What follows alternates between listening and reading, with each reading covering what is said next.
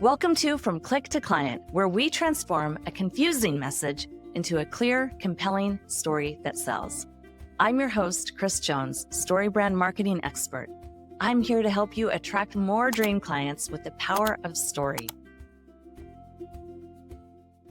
Welcome to the podcast. I am beyond delighted today to have my dear friend, my mentor, my coach, the brilliant Neill Williams. She has been instrumental in my entrepreneurial journey in helping me simplify my business and really target my focus. So I'm really doing the work that I'm put on the planet to do, that I am using my greatest gifts with every one of my clients. And before we hopped on the call, Neill and I were talking about how she has helped me in so many ways. So I'm going to fill you in on that today. And really, we're going to talk about how to simplify our lives as business owners, how to set ourselves up with tools and strategies and mindsets that really allow us to do more of the work that we love and less of the marketing and the minutia and the to-dos that come with being a business owner. So, Neill, welcome. Thank you, Chris. It's so wonderful to be here. I love chatting with you, and that was quite the introduction. Hopefully the show lives up to that. I know it will. Tell us a little bit about you and what you do. So I'm a productivity coach, mindset coach. So I help high achieving people in corporate or our high achieving entrepreneurs, who I'm sure there are many listening to the show, really simplify, work less, but achieve their goals, what they want. This is kind of like the thing that I did in the corporate world that it took into starting my business, was proving to myself that the amount of time that I spent doing something did not mean success or failure. It really is, it's a different equation. What's the situation that comes to mind when you think about that? Like when you had that aha, like, oh my gosh, I hardly spent any time on this and I'm getting much greater results than when I used to spend a lot more time on it. Give me an example. Well, it started with when I was in the corporate world, and this has been 15 years ago. My son is 15, so about 15 years ago, had a baby. I was partner track in a firm. I was an actuary. If you don't know what that is, you can Google it. It's a numbers job. Nobody knows what it is. But in any case, I was working a lot. I was working like 60 plus hours per week. That wasn't the way that I wanted to have my life structured in terms of having the time that I wanted to be with my son as a mom. So I started really diving into this whole productivity time management thing. And I was like, if I could just work like 30 hours per week, I feel like I'd have like the right balance. And so the way that I approached it wasn't just like, oh, I'm going to work less. It was, I'm going to still produce the same amount, but I'm going to figure out how to do it in less time. And I slowly, over a little bit of time, probably took me a year, maybe 2 years max, I scaled all the way back to 30 hours. And I was producing the same amount, if not more, as anyone else in the company. And so I was like, wow, this is really powerful. I feel like other people should know this. Yeah. And so then I started my own business on the side to help other people do similar things. Got it. Okay. And so did anybody that you are working with know that you are dramatically like being more efficient and working less? Okay. Yeah, it wasn't well respected, I guess well received in the world that I was in, because working overtime was like this badge of honor. It was like, you're at the top of the food chain if you have the highest number of overtime hours. And for a long time, I bought into that. In our team meetings, they would put up a chart and it would show everybody's overtime hours for the like year to date. And I was always like number one, number two. And I was like so damn proud of that. It's so telling of corporate culture that there's this like a wall of like accolades based on amount of overtime hours and not at all related to productivity, right? No. It was so silly. Once I like saw it, I was like, this is ridiculous. It doesn't make any sense. It was like, we were actually demotivating any productive efforts, because you're gonna, if overtime is the answer, is the goal, then you're gonna inflate everything that you do and make it take longer, which is the opposite of efficiency. So it didn't make sense to me. So but that's the way that culture was. Yes. And it's fine. It can stay that way. I was not willing to stay there and continue to be involved in that machine. Right, right. Yeah. It's so amazing that you had that awareness. And I didn't realize that the timing of all this happened around the time that you had your son, Yeah. because the way that you helped me is when I had my son, and I was feeling that same sense of like overwhelm. Um, Working more is going to get me more results. And you totally shifted that perspective for me. But the gift of having a child, I think, is so huge. And for women, helping us, and men too, I'm sure, but like helping us really realize like we actually don't have the capacity for operating in this way anymore, and nor do we want to. Right. And it's not necessary. That's the thing. And I think we think that we have to in order to achieve whatever success metric that we're going for. Mhm. And that alone changed my life, because I realized the hard work plus amount of time is not the only formula for success. It might work for some people. Right. But it's not the only one. I don't think it works for most working moms. Most working moms don't want to be on that kind of trajectory. It's like Right. nearly impossible to sustain for long periods of time. Truly, truly. Yeah. So what were some of the initial things that that started working for you then that you're still implementing now? Yeah. So I worked on my brain. So we can talk about a couple of mindset things, which was the most powerful piece, because I didn't know that I could work on my brain or think differently about things. That's the reason I got certified as a coach and then certified as a master coach and went down that whole route. Mhm. But there were also tactical things that I did as well. So, I mean, I started really, my tendency is once I'm interested in something is I just go research the heck out of it. Like I consume everything I can about it. I try to educate myself, and then I start applying the things that I learned. Mhm. So there was this one principle that told me that we as humans have this tendency to expand any activity to fill the amount of time that we give it. And I was like, wait a minute.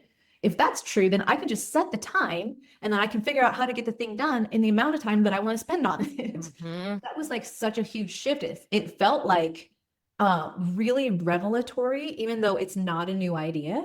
Mhm. So I started simply like putting things on my calendar in time blocks, and not just like work on client, whatever. It was get X done. And so that every time block had something where I was accomplishing something.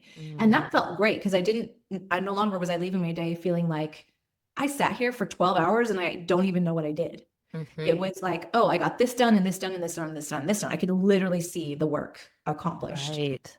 So Right. that was like the biggest probably the most powerful first tactical strategy that I Mhm. used. And then I would say the other thing that I learned is that whatever we decide is true, that's what we're going to build evidence for. We're going to have the experience of that. So in my mind, the thought that ran rampant over and over was, there's not enough time. I can't get it all done. All those flavors of thoughts. And I was like, okay, so I'm actually creating that experience for myself because I'm believing that to be true. Mm. But what if I just try to believe something else is true? Like I Right. always get everything done. I have plenty of time. So I started just practicing those ideas in my mind. And that is the experience that I started creating. Wow. So I would say those two are both very, very powerful and kind of set me on the trajectory towards, shrinking back my work week by 50%. Incredible. Incredible. And then at what point, you started kind of a side gig with Uh-huh. coaching. Yep. At what point did you decide I'm taking the leap. I'm gonna be fully self-employed? Well, I'm not really great at taking risks. So I had my side gig for quite some time. I was doing both. But the way that I did my side gig was I had scaled my work week back to 30 hours. And I was like, okay, I'm going to take 10 hours for my business. I'm going to build my business in 10 hours a week. So that's what I did for probably 3 years. Mhm. And then it was to the point where there was enough kind of disagreement between myself and the partners in this firm that I gave back my partnership and we decided to part ways. The biggest of those was they decided that I couldn't do both, it was a conflict of interest for me to do both. And so I was like, okay, Neill, this is a turning point. Are you going to vote for yourself or do the thing that feels safe? And so I was like, I'm going to try doing my own thing and just see if I can make it work. And so that was, like I said, about 3 years in. And you were working kind of for your coaching business, you were working 10 hours a week. And that reminds me of kind of the theme of the way you approach Yeah. entrepreneurship, right? Yeah. And that I'm Yes. sure that has gone up and down over the years, but what's been your journey? Because I think you're back to 10 hours per I week. am. Yeah. Wow, okay. If that. That's like my maximum work week at this point. Perfect. Yeah. So I left the corporate world and then I scaled up my work week to about 20, maybe sometimes 25 hours per week, just as a solopreneur. Mhm, And I did that for years, many, many years. mhm. This last year, over a couple of years ago, I was diagnosed with a couple of autoimmune diseases. I had a lot of health stuff going on. And so I started ratcheting that back. Last year, I was maybe about 15 hours per week. This year, I'm somewhere between 7 and 10 hours per week. And it's done very strategically and with intention behind it, because this is a year that I want to just like take care of all the rest of my health things. And I have a lot of other things going on. I'm partially homeschooling my son, and there's just other things that I want to do in my life. So it feels like the right fit for right now. Do you ever find yourself kind of dipping your toe into wanting to do a little bit more, or are you just so skilled at this point that you don't have that urge? I really don't have that urge anymore. In fact, the thought that goes through my brain is like, I wonder how I could do this in 5 hours. Or I wonder how it's just like, it's a game that I've played with my brain for so many years, like literally almost 15 years at this point, that it's just like, it's like a little challenge that I give to myself. So yeah, I don't really, maybe there will be a point where I want to scale it up. And for me, that would just mean taking on more clients, but I feel really content where I'm at right now. That's so lovely. So tell me, share with me how you work with your clients. Like somebody will come to you, what are they struggling with? And then how do you actually work with them over time? Yeah. So right now I am only working with folks one-on-one because that's what feels really good to me. And we work together for a minimum of 6 months, better a year.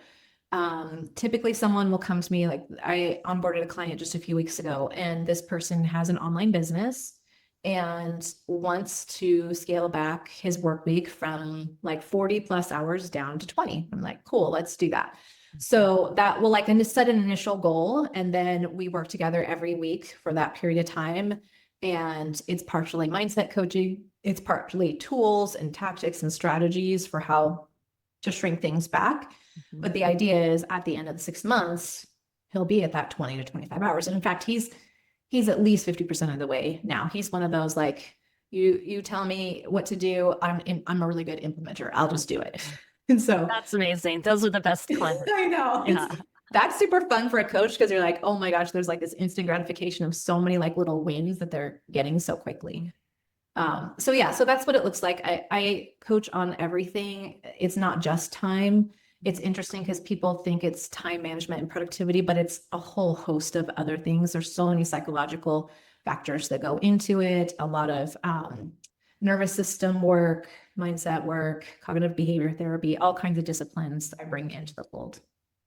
There's so many layers there, right? Like there's so much underneath the busyness, right? Yes. That's like, it could be trauma related, or could be just sitting with difficult pain that you don't want to feel. And so you kind of have to be kind of partially like a healer. Like you're not doing the healing for them, but you're like really facilitating them to go underneath why they're creating such busyness in their life. And that's deep work. It really is deep work. I think people mistakenly think that productivity and time management is kind of like a surface level thing. But if you really want to have a beautiful relationship with time, it requires that deeper work. And as a coach, I really feel like I am in some sense a healer, but more so in the sense of I facilitate my clients coming to understand themselves better. And what that means is understanding why they do what they do, because it always makes sense once we figure out the why behind it. And once you have that, it just releases all kinds of shame and judgment. And there's so much clarity and calm that comes through that process. What do you find? This guy was a model client, but what do you find when clients have resistance, or they're having difficulty implementing or getting over those hurdles? What are they struggling with the most, and how do you hold their hand through the difficulty? Well, when that happens, which is more often the case, there is deeper work that has to be done. So it's some sort of low-lying belief system that they picked up. A lot of the stuff that we discover in coaching, it has happened during childhood or some really pivotal experiences. And part of my job is to help my clients connect the dots to how that is creating this pattern of behavior or this level of resistance or what's going on. So that has to do with like nervous system work. It has to do with understanding, I brought in some of my background in economics because that's a lot of what describes and explains our subconscious thinking, which is what drives like 95% of what we do. And so it's a matter of kind of peeling back those layers and figuring out why you're resisting or why you're struggling with making this new habit. There's always a reason. You always make sense. Always. Yeah. Yep, completely. Oh, that's such incredible work. And you've recently written a book, is that right? I did. Yes. Tell us about it. Yeah. So it's called How to Thrive on a 10-Hour Work Week. And it really, even though it has, like it has the nice little markety title, it really is about examining our relationship with time. That's really what I hope people are taking away from it, is a way to approach and really create a beautiful relationship with time, because there's so much stress and anxiety and worry about this thing we have made up called time. And I don't think it needs to be that way. I think we can feel really balanced and at ease and feel like we're accomplishing what we want, especially the working moms. I really wrote it for them because they have so many things on their plate and there's so much societal pressure for what they accomplish. That's beautiful. Okay. Is there anything else that you'd like to share with the audience about something that you want them, like a takeaway that you want them to have, whether it be about time or entrepreneurship? What would you like to share? Yeah, I think the biggest thing that I would say is really examine your belief systems around time. If time is something you want to work with, which I am biased, of course, but I think it's a worthwhile endeavor, because it literally can change your life. And if that's something that you want to tackle and you want to do it on your own, the best place to start is to really find what you believe about time. And our belief systems come from 4 different places. They come from what happened in our childhood, what our teachers, our parents, those influential adults taught us about time, what we took away from their models. It comes from our peers, colleagues, coaches, therapists, doctors, those influential things. And in this day and age, for you and I, Chris, our children, especially social media influence, I mean, what you see on Instagram or TikTok or YouTube's my son's thing. It literally is shaping the belief systems of the people who are consuming it. So I'm not like fear mongering. I'm just saying that is the way that our nervous system creates belief systems, is the inputs that we receive. So that's the third thing. And then the fourth one is something that is only available to humans, which is our choice, what we decide to be true. So if you decide that you don't have enough time, that's what you will experience. If you decide that, of course, you have enough time, that's what you will experience. And my favorite belief, this is something that my assistant Kelly and I both geek out on, but I mean, we message each other with ways that this has actually happened in our lives. We both believe that we create time. And that's a really empowering way to think about it versus being at, being an antagonist with time. You're actually co-creating. Right. You're not a victim to time going by too quickly or not having enough. You're really the guide, and time is the hero and you are the guide. That's right. I love how you just took it back to StoryBrand. That was brilliant. So before we wrap up, I do want to share just my personal experience of getting to work with you, because you have been such an instrumental guide in my journey as an entrepreneur. And for my audience, I just want to share, Neill really helped me shape the offer, that the way that I work with my clients. And she encouraged me and gave me clarity. And the reality is this idea that as entrepreneurs, we're stuck inside of a bottle trying to read the label that can only be read from outside of the bottle. no one's immune to that. Even me, I provide such clarity for my clients, but I run my own business and I'm very close to it. And sometimes I need a brilliant coach and outside perspective to read the label of my bottle. And Neill has been that person for me many times now and in such profound ways. And she helped me and encouraged me to kick off my current offer, which was originally called Copy That Sells, and it's evolved over time into the signature story selling system. And it's been such a gift to simplify the way I help my clients in one deep, profound way. I don't work with my clients in any other way. And narrowing my offerings to one offering was the biggest way that I was able to kind of take the reins of my business and really have boundaries around my client work, my time involved. And it was like the words don't really capture the way that it helped me and the way that it changed my life. And then a couple years later, I've been working one-on-one with clients and I was loving it. And I was getting a lot of advice from coaches and other leaders, other entrepreneur leaders. And everyone was like, scale, scale, scale, group program. You've got to do this. Like you've proof of concept one-on-one. Now let's expand it and grow it and multiply your impact and multiply your revenue. And honestly, I love working one-on-one with my clients, and that's what energizes me. But I thought, okay, the way to reach more people is to create a group program. And so, of course, I reached out to Neill, and of course, she was willing to have a power call with me. And I ran it by her. Okay, this is what I'm going to do. I'm going to scale. I'm going to do this group program. And I said, but here's the deal. I'm really resistant to this idea. Like I love my one-on-one work, and I don't know if doing this work in a group format is going to be as effective. I don't know if this is like a mindset thing that I need to overcome or what it is. But I need you to help me overcome that barrier and move forward with this group program. And she said these words, which I'll always remember. She said, be careful what you build, because you don't want to build it and then look back and wish you hadn't.